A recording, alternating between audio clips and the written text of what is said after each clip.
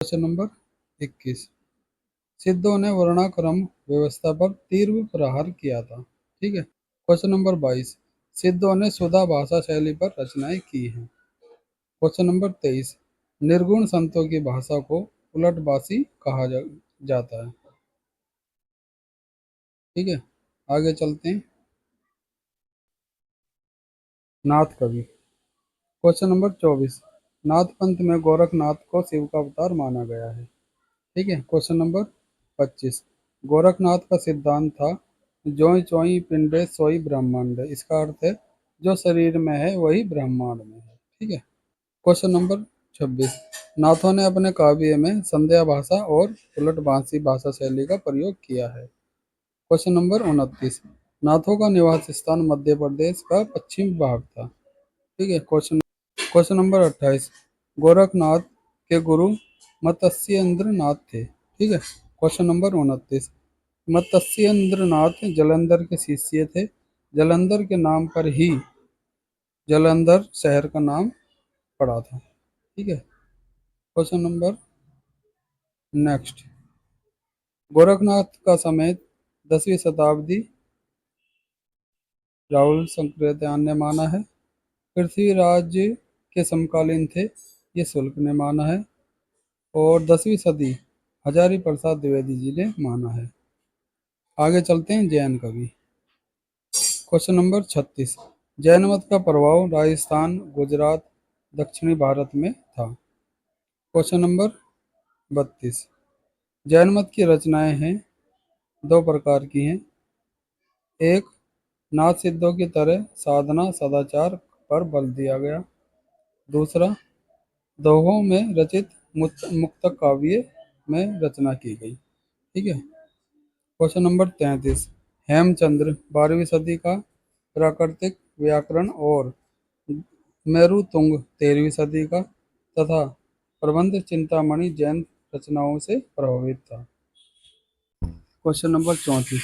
जोहिंदू 10वीं सदी और राम सिंह 12वीं सदी के जैन कवि हैं। जोहिंदू की प्रमुख रचना योगसार। ठीक है। और राम सिंह की प्रमुख रचना है पहुड़ दोहा। ठीक है। ये दोनों रचनाएं नोट कर लीजिए। Question number 35।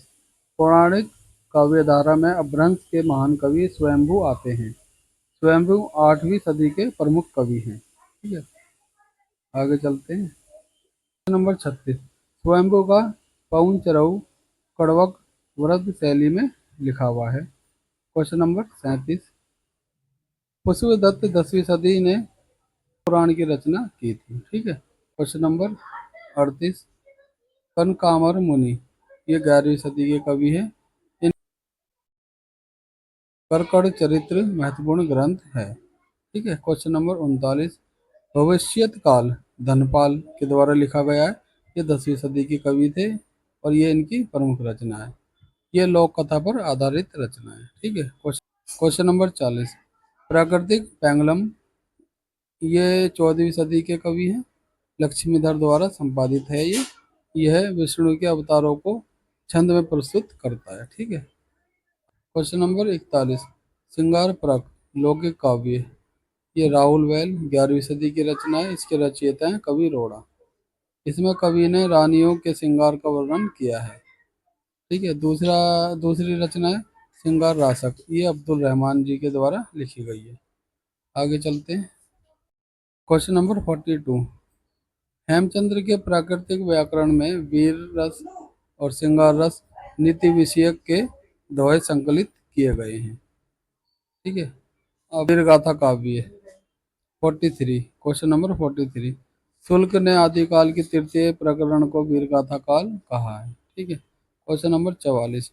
शुल्क ने 12 ग्रंथों के आधार पर वीर गाथा काल का वर्णन किया है। ठीक है। Question number 45। बीसल देव रासो का काल डॉक्टर माता प्रसाद गुप्त द्वारा संपादित किया गया है। ठीक है। Question number 46।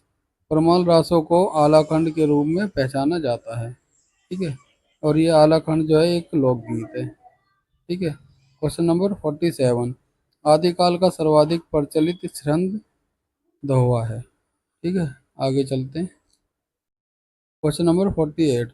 पृथ्वीराज रासो आदिकाल का सर्वाधिक प्रसिद्ध महाकाव्य है। ठीक है। क्वेश्चन नंबर 49, माता प्रसाद गुप्त ने पृथ्वीराज रासो का पाठ संपादित किया था। क्वेश्चन नंबर 50, पृथ्वीराज रासो में श्रृंगार रस व वीर रस की प्रधानता देखी जाती है और इसका अंगीकार रस जो है ये वो है वीर रस। ठीक है।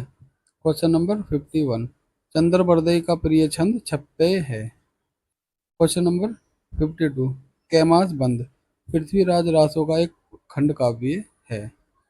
ठीक है। क्वेश्चन नंबर 53, बीसल देव रासो 1155 ईस्वी में लिखा गया था और ये सिंगारी काव्य है। ठीक है।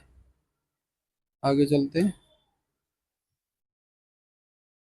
क्वेश्चन नंबर 54, बीसल देव रासो में हिंदी काव्यों में प्रस्तुत होने वाले 12 मास का वर्णन किया गया है। ठीक है। क्वेश्चन नंबर 55, विद्यापति 14वीं सदी, इनका लिखा हुआ है कीर्तिलता एक ऐतिहासिक प्रबंध काव्य है। ठीक है। क्वेश्चन नंबर 56, विद्यापति ने कीर्तिलता को कहानी कहा है। ठीक है। क्वेश्चन नंबर 57, कीर्तिलता की भाषा अवहट भाषा है। ठीक है। क्वेश्चन नंबर 58, पदावली विद्यापति के यश का आधार माना जाता है। क्वेश्चन नंबर 59, पदावली में राधा कृष्ण के प्रेम का वर्णन किया गया है। क्वेश्चन नंबर 60, अमीर खुसरो ने मुकरियाँ और पहेलियाँ का वर्णन किया है। ये 14वीं सदी का एक प्रसिद्ध ग्रंथ है। ठीक है। क्वेश्चन नंबर 61, अमीर खुसरो का संबंध ख्वाजा निजामुद्दीन चिश्ती से था। ठीक है। क्वेश्चन